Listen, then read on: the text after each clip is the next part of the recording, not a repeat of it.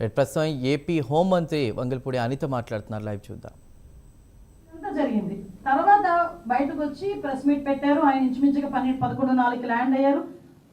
Departure 11 గంటల 15 నిమిషాలకి departure అయ్యారు. అక్కడ నుంచి పాపిరెడ్డిపాలెం వెళ్ళారు.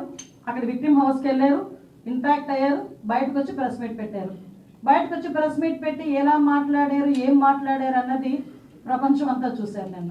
అదంతా ఆ ప్రెస్ మీట్ అంతా చూస్తూ ఉంటే ప్రెస్ మీట్లో జగన్మోహన్ రెడ్డి ఆ ప్రెస్ అతని మాటలు ఒక చెవులో వినిపిస్తూ ఉంటే మైండ్లో రన్ అవుతుంది. ఏంటి రన్ అవుతుంది తెలుసా ప్రజలందరికీను?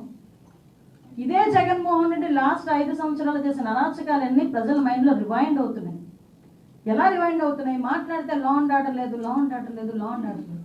అసలు నాకు అర్థం కాలేదు.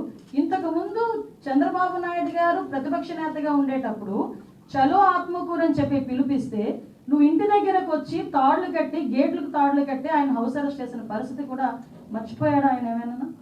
ఒక పక్క నుంచి చూస్తే అదే సందర్భంలో వైజాగ్ వచ్చి ఆయన వైజాగ్ టూర్ పెట్టుకుంటే ఎయిర్పోర్ట్ నుంచి బయటికి రానివ్వకుండా గూండాలను పెట్టి అతని మీద దాడి చేయించిన పరిస్థితి మర్చిపోయారా జగన్మోహన్ రెడ్డి?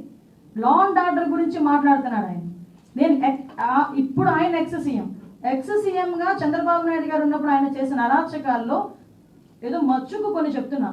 అదేవిధంగా రామతీర్థాలకి రాముడు తల నరికేశారని రామతీర్థాలకి గౌరవ అప్పుడు ఎక్స్ సీఎం ఇప్పుడు సీఎం